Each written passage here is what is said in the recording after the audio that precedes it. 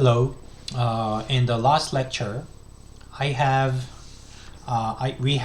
studied how the least squares estimator works, and I explained some assumptions we need to interpret the regression results as a causal effect. So I listed three assumptions.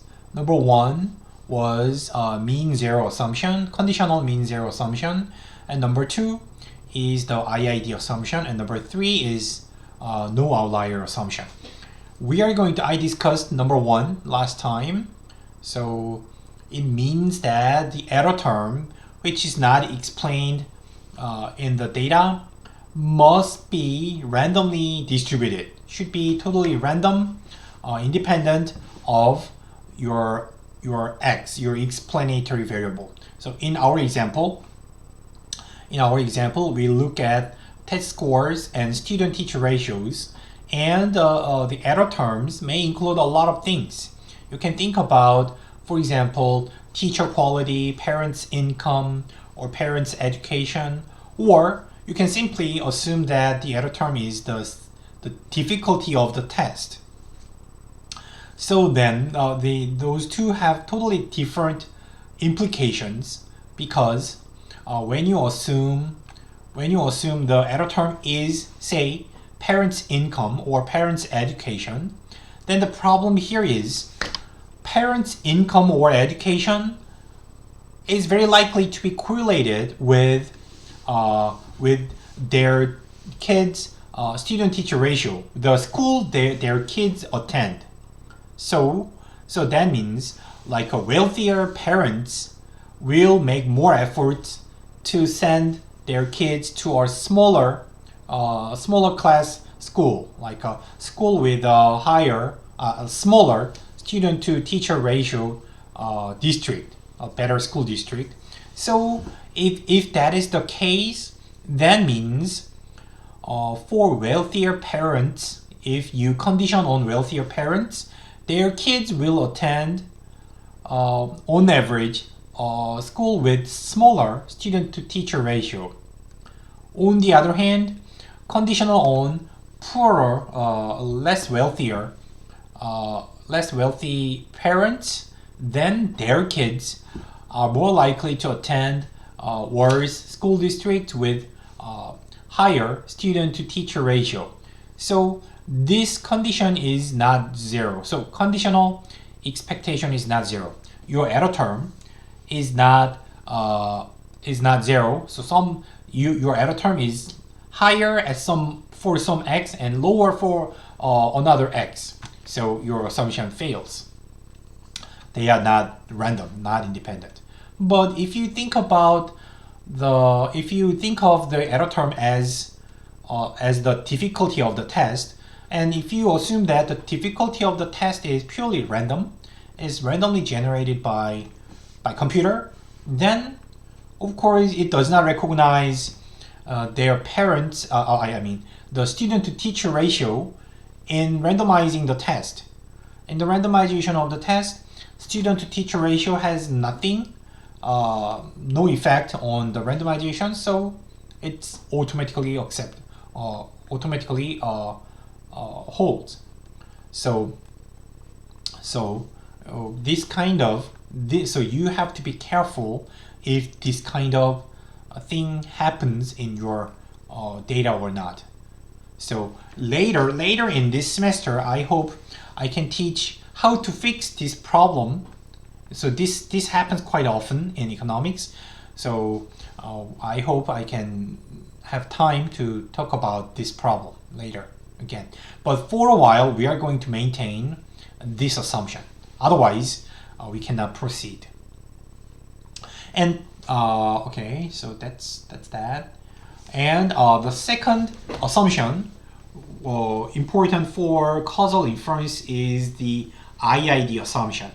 So IID assumption is the most important assumption in most statistics. So in IID means identically distributed and independently distributed. Identically and independently distributed, which is the most fundamental assumption in random sampling and and random experiments. What does that mean? Identically distributed, identical distribution assumption implies that your sample must be selected from the population that you would like to study. For example, suppose that I'd like to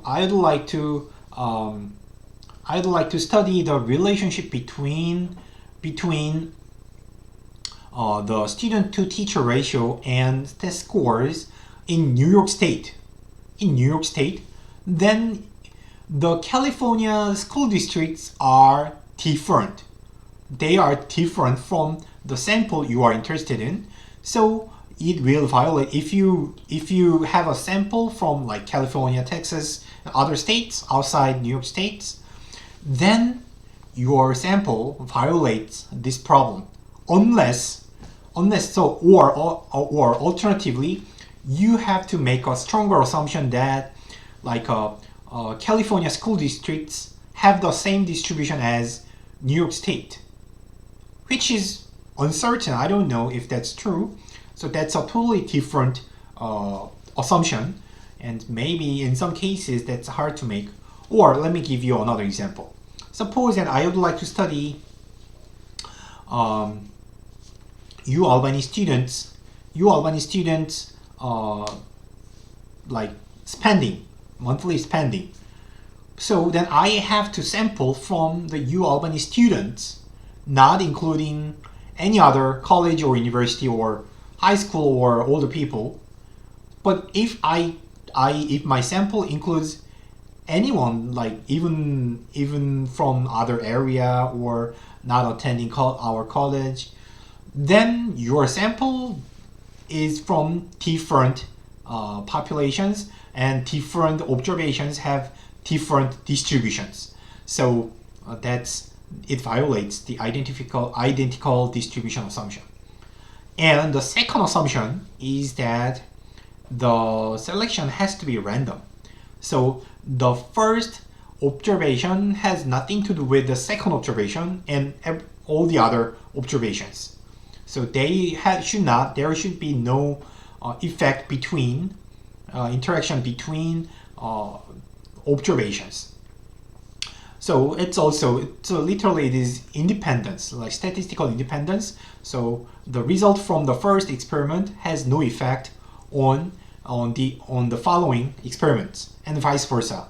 So this is the most important assumptions in almost any statistics. By the way, the typical problem, like most commonly, so IID assumptions are almost always maintained, at least in this course. But one big exception is the time series data. So time series data means, like, say, think about the United States GDP. You observe GDP for, say, quarterly GDP for the past 50 years, for example. Then the problem here is the GDP this year is closely related to the GDP last year. And almost always GDP is kind of increasing, even though there are some wiggles, bumps. So the GDP is increasing. That means if you know the trend so far, then they affect what's coming next. You can guess what's coming next, which means they are not independent. So in this case, in the time series case, independence assumption is too restrictive. So that is a very important exception to this assumption. And also, I'm not sure if I have time to discuss that models, but if time permits, we are coming back to the time series model, and we'll discuss this assumption again, how to handle the problem, non-independence problem. Anyhow, we are not going to consider that problem at the moment for a while. So just focus on IID assumption. That's what we are going to maintain for a while. So the third assumption is I am going to resume the third assumption in the next video. Thank you for watching and see you in the next video.